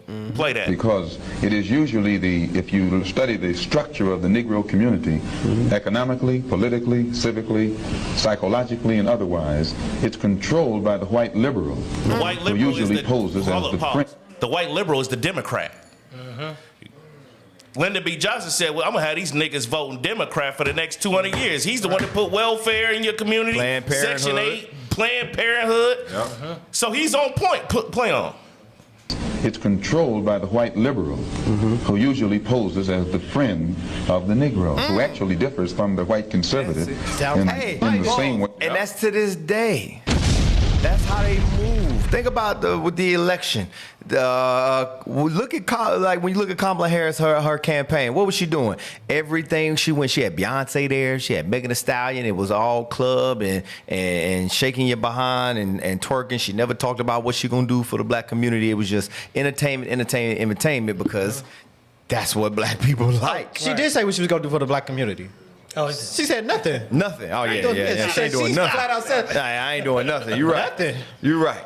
Joe Biden said, that's heavy. They pose themselves as the friend, and we trust in it. Yep. Joe Biden said, you ain't black if you don't vote for me. Damn. I'm gonna take your black. Wow. I ain't even black. He said this shit on the Breakfast Club. Yeah, that's wild, bro. That's wild. Was that it on that? No, play on just a little bit more. He gonna say something about the conservatives. That the fox differs from the wolf. Their appetite is the same. Their motives are the same. It's only their... It says the fox and the wolf, their appetite is the same. Their motives are the same, which is what? I want to just eat the lamb. Right. Destroy the lamb. Their mentality is the same, but how they go about it is different. Play on. Mannerisms and methods that differ. Damn. Their mannerisms and methods is what differ. Damn. Yep. What you gonna say? Isaiah. Nah, go ahead. Isaiah 32:5. Bishop, he pulled this scripture often, right? Concerning politics, concerning politicians, and there's a heavy scripture concerning the spirit of these so-called liberals or damn Republicans, whatever you call them, Democrats. Isaiah 32:5. Both sides, right? They both are against the children of Israel. Watch this. Isaiah 32 verse 5. Isaiah chapter 32 and verse 5. Bring it out. The vile person shall be no more called liberal. In that day, the scripture says, the vile person shall no more be called liberal. We won't see these people as liberal, as righteous people. Oh, he's a liberalist. He's for the people, right? But inwardly, he's vile. He's vile. Read that again, verse 5. The vile person shall be no more called liberal. Nor the churl said to be bountiful. Nor the churl, the wicked, the evil, said to be a good man. Because we see these people as your politicians, as your Republican Democrats. You think they're for you, but inside they are seeking out your iniquity. Verse 6. For the vile person will speak valiantly. It says, for the vile person will speak villainy. It's going to be clear. Right. It's going to be clear. Like this person is wicked. Right, read. And his heart will work iniquity. To practice hypocrisy. The things they put in place is all hypocrisy. Read. And to utter error against the Lord. And here's the point. Read. To make empty the soul of the hungry. Because our people really need our people really need justice. We really need equality. We really need help, a healing. But the scripture says their goal is to make the soul of the to make empty the soul of the hungry. They are not for our people, and you got to see that. Yes, sir. About to say something? Now read on. Keep reading. And he will cause thee to drink of the thirsty to fail. Read verse 7. The instruments also of the churl are evil. And that's what we're seeing, the instruments that you did, their policies, that Democrat, the policies that they have, their instruments. It says the instruments of the churl are evil. Watch this, read. He devises wicked devices. He devises wicked devices. And that goes back to what you talking about. You said, she said, I'm going to have them black people voting Democrat for 200 years. That's the devices, and they're evil, and it's to keep you destroyed. Read on. He devises wicked devices to destroy the poor with lying words. To destroy the poor with lying words. That's his democracy. That's his politics. That's his Christianity. That's all the religions wrapped up, and the whole point is to destroy the poor with lying words. Read on. The needy speaketh right. Even when the needy speaketh right. That was it on that. Where we at? Yeah, next, now we're getting into the main speaker of the destruction of integration. Damn. Come on. I have a dream that one day down in Alabama with its vicious racists, with its governor having his lips dripping with the words of interposition and nullification. One day right there in Alabama, little black boys and black girls will be able to join hands with little white boys and white girls as sisters and brothers. I have a dream today. Now, freaking nightmare. Understanding, because he did pave the way for a lot of the things we can do today as far as us being able to go out on the streets and teach him, as a lot of the civil rights movement. Because I believe he himself, though he was going in that direction towards the later end before he died, he understood, dang, I messed up and I have integrated my people into a burning house. So, because ultimately, segregation was not for the benefit of our people. What was you gonna say? No, go ahead, Cap. Go ahead. I was getting them ready for this article part. I was gonna tell them to stop right there. So we all know about the civil rights movement, right? Like you said, it afforded the blacks, among other groups of people in this country, certain liberties, right? The Asians got liberties, the gays got liberties, the blacks got a few less liberties than those communities. But behind it all was Amalek. Amalek wrote all of Dr. Martin Luther King's speeches. Just read the first paragraph. Yeah, just read the first paragraph, please. American Jews. Many in the Jewish community supported the civil rights movement. In fact, statistically, Jews were one of the most actively involved non-black groups in the movement. I wonder why. Read. Many Jewish students worked in concert with African Americans for CORE, SCLC, and SNCC as full-time organizers and summer volunteers during the civil rights era. You should have pulled that clip about remember the dude snuck in from Al Jazeera, had behind-the-scenes footage at one of the AIPAC conventions. I know exactly what you're and he spoke on how they would pay black leaders, civil rights leaders, NAACP leaders, church leaders to come and pay them to push their movement of what they want into the black community. Pay them. Wow! Yeah, facts. Keep reading. Just finish that paragraph off. Jews made up roughly half of the white Northern and Western volunteers involved in the 1964 Mississippi Freedman Summer Project, and approximately half of the civil rights attorneys active in the South during the 1960s. Hey, and guess what? They still doing that today. Right. They're paying people to set up, to organize these different rights, these different volunteers to push propaganda and to continue to push their agenda. Right. Remember, Black Lives Matter was the whole thing was pushed. I forget the organization name. George Soros. His George Soros. Yeah. Amalek. Yep. Yeah. They've done this. They always use the vehicle of the black community to push their agenda. And they always find leaders that are looking for filthy lucre, money, Right. to push it. Even though some of them woke up. He woke up. Martin Luther King woke up. Jesse Jackson didn't, you're right. He kept going. But the ones that woke up went to their demise. They died for it. Read this. Black segregationists. Despite the common notion of the ideas of Martin Luther King Jr., Malcolm X, and Black Power only conflicted with each other and were the only ideologies of the civil rights movement, there were other sentiments felt by many blacks. Many blacks.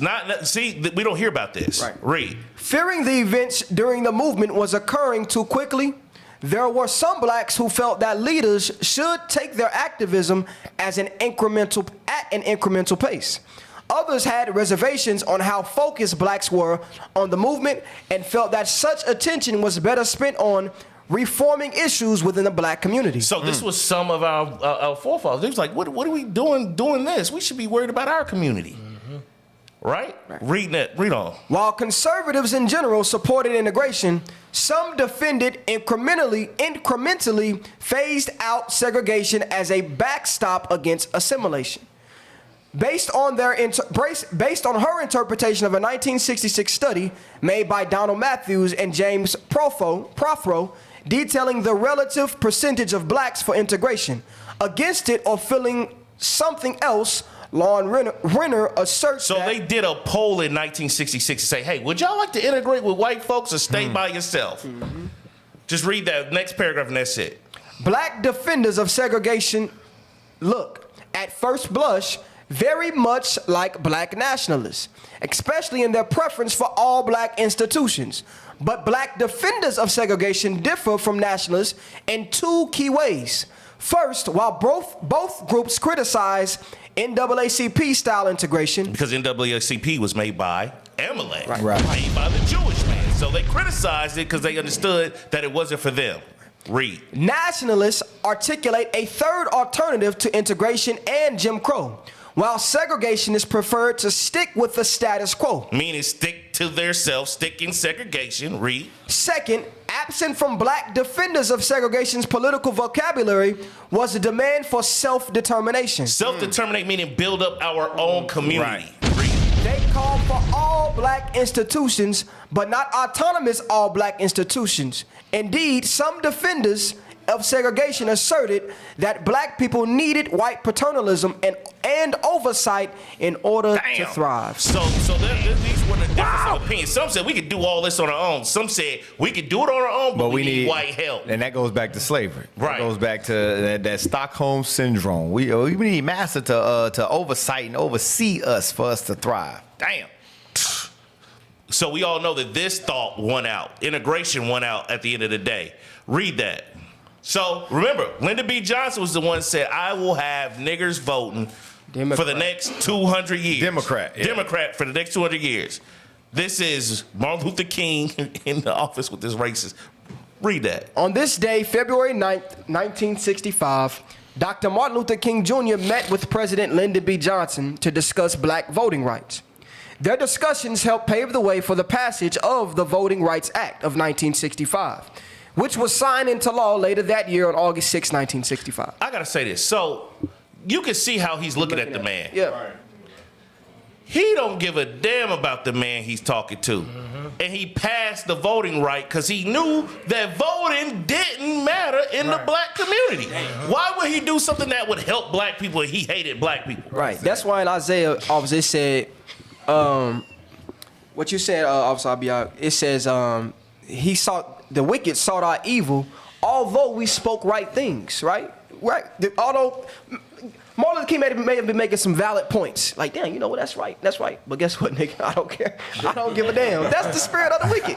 You know what I'm saying? He speak right, but they don't give a damn. You know what I'm saying? No, he was like, why are you still talking? Like, look, if I'm talking to somebody, they looking at me like this, I'll just get up and walk out. I'm not interested at this point. Right. Hey, because remember, it's heavy that point you made about Lyndon B. Johnson, how he said, I'm going to have black people What did he say? Voting Democrat. for 20. Because remember, he's the one who created HUD. And a lot of people forget what HUD stands for: housing and urban. Anytime you hear that word urban, they talk about black people. Right. And urban development. Which what? Improved advancements on Section 8, welfare and things of that nature to now be for black people. To where now you had all the projects started to rise and things of that nature, and now to push black people primarily into the projects and into the communities that they were in today. I'm telling you. Hey, can I get a scripture on just that meeting and what we was talking about with them and our people and the different poles of who's for segregation and who's against it? First Maccabees 1:11. This is what we sound like. This was happening in the time of the Greeks, of what we're going to decide for our nation to join with the Greeks. First Maccabees? Quite first. First Maccabees 1:11. The book of First Maccabees, chapter 1 and verse 11. Bring it out. In those days went there out of Israel wicked men. This is what we saw in the 60s because they didn't have the Spirit of God. But we also see it. This is what the Maccabees is teaching us about how we are. Read. Who persuaded many. And that's what Martin Luther King's speech did. It persuaded many. Read. Saying, let us go and make a covenant with the heathen. I had a dream. Read. That are round about us. For since we departed from them, we have had much sorrow. We actually could do better and be better if we actually join and integrate it and go with the white man's plan for our betterment. And where has it gotten us in the 2000s? Donald Trump. Right. Damn. Hey, wow. What's next? It was him waking up, but we can kind of skip. We get the point, right? You know, you can skip that. Read verse 12. I just want to add that to it. Verse 12. So this device pleased them well. That's just my qualm with this generation. They love it here. Where's the article that Cap had? Pleased them well. That was supposed to be in a place at 23. Okay. Yep. There it is. I'll go straight to that. Put it up. Just scroll down. Scroll down. It's right there. Started during a similar time. During a similar time of unrest like we find ourselves in today. In 1967, Dr. Martin Luther King said these words. Because when you examine history, he had a meeting in private with Harry Belafonte where he started to understand, like, dang, okay, I fear I've integrated my people into a burning house. Meaning what? He understood that segregation wasn't for the benefit of the black community. But read that. Said these words, until we commit ourselves to ensuring that the underclass is given justice and opportunity, we will continue to perpetuate the anger and violence that tears the soul of this nation. I fear I am integrating my people into a burning house. And that's what happened. Because look at the state of our people today. Understand this. Our forefathers understood in the Bible. They understood that when it comes to building up and us coming together, we have to do it by ourselves, not with these other nations. Right. Get Nehemiah 4 real quick. Go to Nehemiah 4. Nehemiah chapter 4. Yeah, but I want to start at, actually start at chapter 2 and read 10. Then we're going to jump. Yes, sir. The book of Nehemiah chapter 2 and verse 10. So when you examine the history of Nehemiah, remember, we were released during the Persian captivity to go back and build the temple. And now here with Nehemiah, he's now there building the wall. But watch this. Verse 10.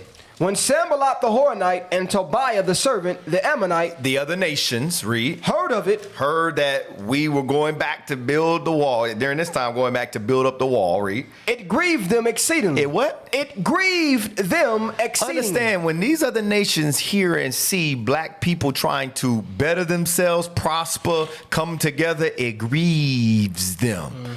Think about that. I mean, think about it. Just look whenever you see. And we experience, like, when we go on a quest and certain things of that nature, when you see black people together or in order or we're not acting as we should according to them, it grieves them. Understand this, black men and women in order, according to the Bible, it grieves the other nations. Read on. It grieved them exceedingly.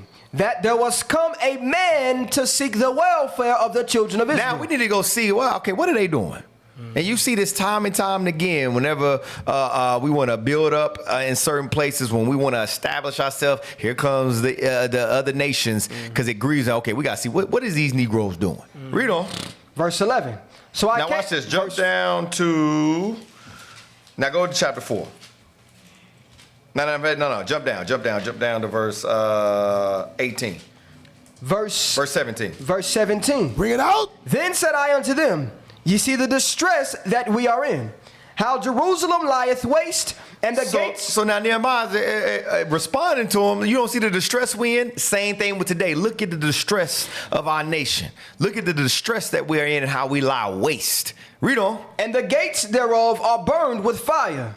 Come, and let us build up the wall of Jerusalem, that we be no more a reproach. Then, verse 18, then I told them of the hand of my God, which was good. Meaning he's speaking to those men around him, trying to build them up to what? To go and do this work. Watch this, read on. Which was good upon me, as also the king's words that he had spoken unto me. And they said, let us rise up and build. Read. So they strengthened their hands for this good work. So all the Israelites strengthened their hands for that good work. Now watch the other nations, read. But when Sanballat the Horonite and Tobiah the servant, the Ammonite, and Geshem the Arabian heard it. Now when they heard it, watch what they did. They laughed us to scorn. Hey, listen, and you see the same thing with these other nations. When you say, yeah, we're going to go build up our nations, we're going to go raise up the decayed estate, they laugh. They say, oh, no. I forgot there was a video, Edomite, he said, shoot, God couldn't even what did he say? Help these people. I forgot how it was worded. I'm butchering, but it was still along the lines where he said, "Shoot, God couldn't even help these people because we're so destroyed." They laugh and they mock us and they scorn us. Read on. They laughed us to scorn and despised us and said, what is this thing that ye do? What is this you're gonna do, Reed? Will you rebel against the king? Will you rebel against the king? Why do you think they were saying, would you rebel against the king? Because they were doing something contrary to what everyone else was doing that looked like them. Because other blacks in the Hispanics, like, wait a minute, you going against the norm. Right. Read on. Then answered I them and said unto them, the God of heaven, he will prosper us. Therefore we, his servants, will arise and build. We got to come back to this mentality right here. To understand that God, heaven, will prosper us, and therefore we, his servants, will arise and build. Yeah. To try to change the decayed estate of our people, to wake them up out of the sleep and repent of their sins. Read on. But ye have no portion nor right. And this is the mentality we got to have to understand that these other nations, you ain't got no portion nor right. Read. Nor memorial in Jerusalem. Nor memorial in Jerusalem. We're not looking for your handout. We're not looking for your help. Listen. You go over there. Leave us alone. That's right. Watch this. Jump to chapter 4.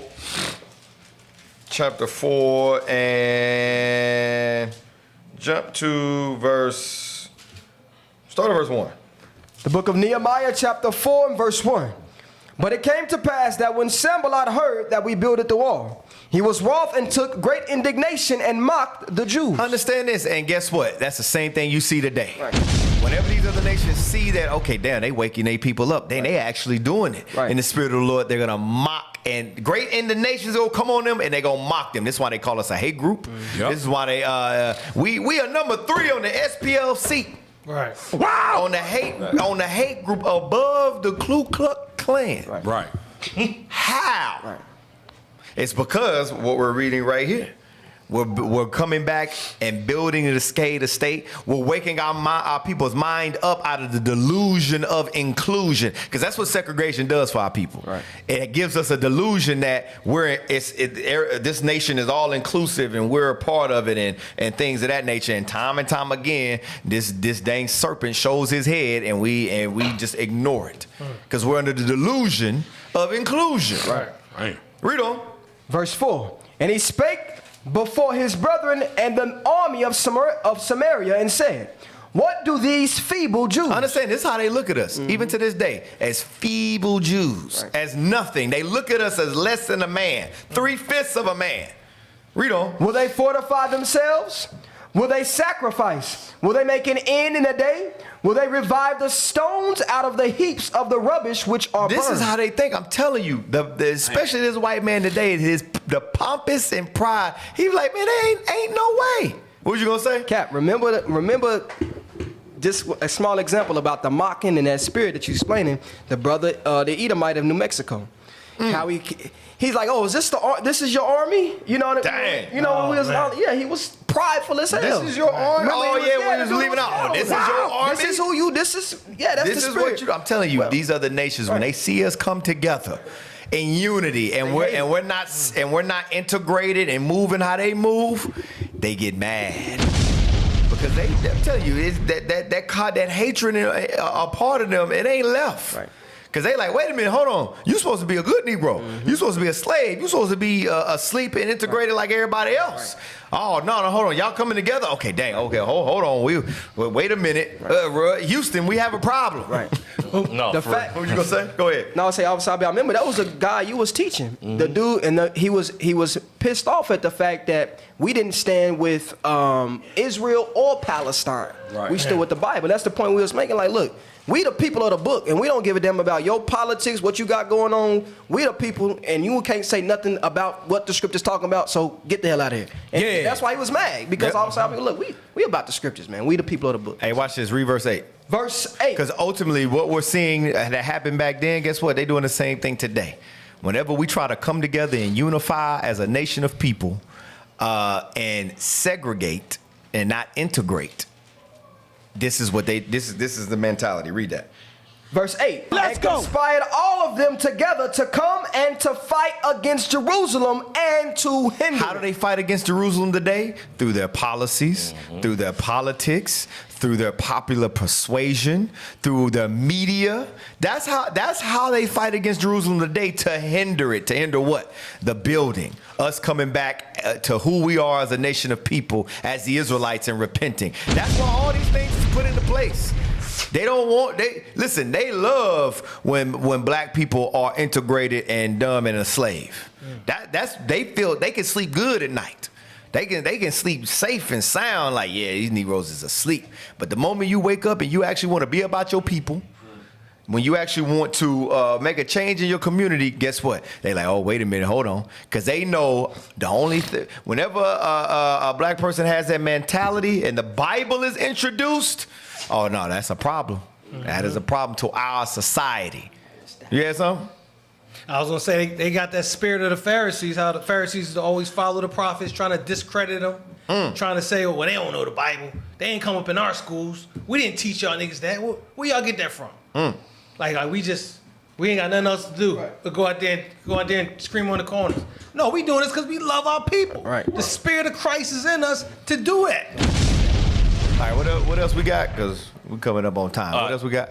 No, go back to that video. Yeah, we're gonna play like the first 30 seconds. It's something that these women say that's heavy. You can't even imagine what we went through. People in Americas and Sumter County has no idea what we went through because they didn't know. They did not know, and no one can talk about that stockade but these girls. In the city, during that time was a very violent civil rights movement that started, and we were protesting as children. They were protesting as children. These are the baby boom. They were protesting. Play. Mother started taking me to mass meetings out in the country, and going with her, I became very concerned about the issues. Not being able to eat in restaurants, not being able to drink out the same water fountain. Those type things were just injustices. On the day that's all I wanted. This generation is so infatuated. That generation, they find like that's a badge of honor. I got to sit on a white person's toilet seat. I got to sit in their restaurants. So watch what one of the honest brothers said when they got to sit in the restaurant. Finally made it. We finally made it to the restaurant. Now let's see. They spent their whole childhood fighting to get in the restaurant. Let's see how good the restaurant was. Play. When I was finally served at that counter, I thought it was by far one of the lousiest meals I ever had. And I asked myself the question, is this what I put my life on the line for? But remember, it wasn't about the food anyhow. It was about being treated as a fellow human being. Wow! And that's a delusion too. You were treated like a human being in your restaurant. Your own restaurant. In your own restaurant.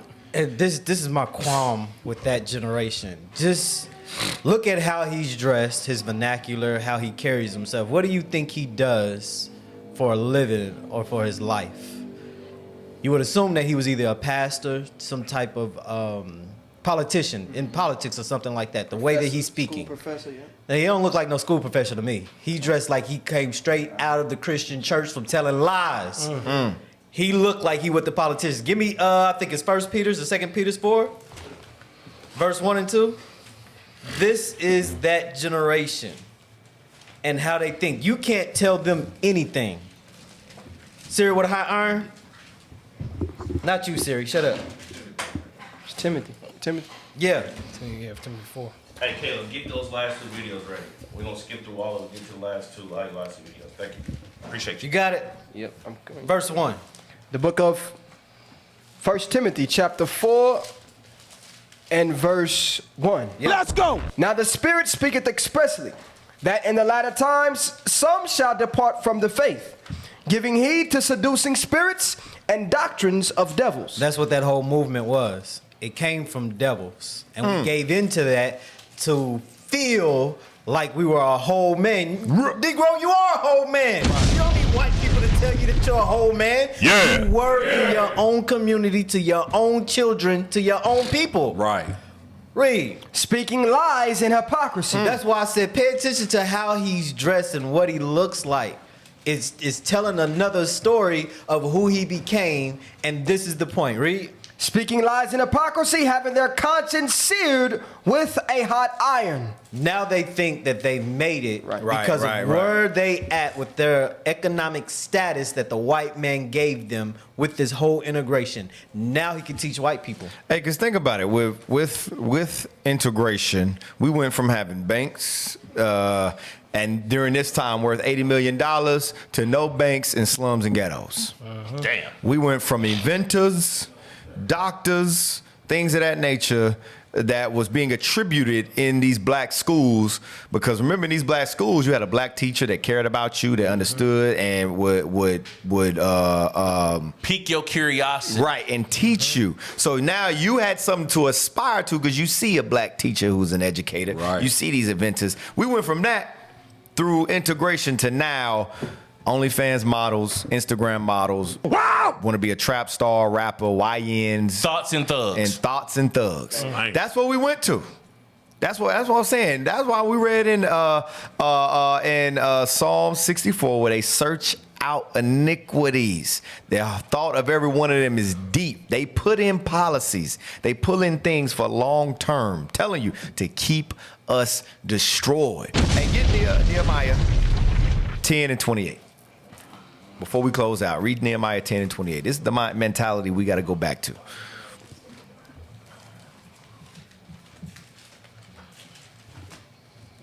Verse 28. The book of Nehemiah, chapter 10 and verse 28. Bring it out. And the rest of the people, the priests, the Levites, the porters, the singers, the Nethinims, and all they that had separated themselves from the people of the lands unto the law of God. It says they separated themselves they separated themselves from the people of the land unto the law of their God. We got to come out of these dumb black Christian churches. We got to come out of these politics and things of that nature and come back together under the laws of God. Read on. Their wives. It says their wives. Their sons. Their sons. And their daughters. Everybody. The whole family. The black family unit. We got to come back together under the laws of God. Read on. Everyone having knowledge knowledge and having understanding. And everyone that had knowledge, everyone that had understanding, that's your inventors, that's your, because we have doctors, there's black doctors out there, there's lawyers, certain things. It says all of us as a nation came back together unto the laws of God. We separated from these other nations, meaning what? That goes back to Revelations 18, come out from among her. Right. Come out of her philosophies, her doctrines, and come back to the laws of God. Read on. Verse 29, they clave to their brethren. And they clave to their brethren. We got to cleave to one another, aspire one another. That goes back to Zephaniah 2:1. Gather yourselves together, O nation, not desired. And guess what? The Spirit of the Lord is moving. He's raising back up his prophets. And guess what? This is going to take place. You see it happening before your eyes. And guess what? The enemy is afraid. That's why he's going to continue to put popular persuasions, secret plots against to keep this right here from happening. Right. So we got to come back to this mentality right here. All praises. So before we end it, play these last videos.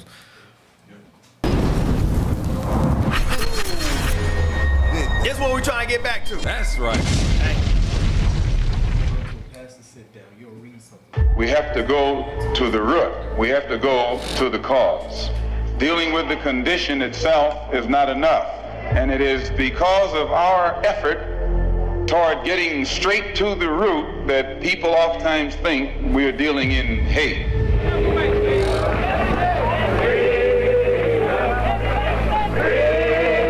Brothers and sisters, for generations we've been a people living under the weight of oppression. From the days of Marcus Garvey's call for unity, to Martin Luther King's dream of freedom and equality, to Fred Hampton's unyielding fight for justice.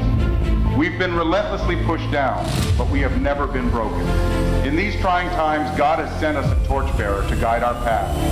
Today, I introduce to you a beacon of hope. Bishop Nathaniel. With unwavering faith in Christ, he is here to lead the nation of Israel back to our rightful place by teaching us the sacred laws that have been our birthright and our salvation. Christ was the truest of all revolutionaries, and each one of us have to pattern ourselves in his image. Under his guidance, we will walk a path illuminated by the word of God, not the false promises of man. In his hands, the legacy of our past fuels a righteous and spiritual future. A future where we stand tall as children of God, as true Israelites, as free and dignified people at last. What is a revolutionary? Well, there's two words found in the word revolutionary. Revolve, as in change. We're changing the minds of our people. That's right. We're revolting against all the lies this system has taught against us. The Bible prophesies about 144,000 true revolutionaries. And finally, my brother, be strong in the Lord. His word. Dang. That's right. Hey, so all praise be to the Most High God. It's been another edition of Fix Your Face Friday. All praises. Hey, up next Friday Night Raw. Make sure y'all stay tuned. All praises be to the Most High God. Happy Sabbath. Happy Sabbath. Happy Sabbath. We ain't going. Fix your face. We ain't going nowhere. Fix your face. We ain't going.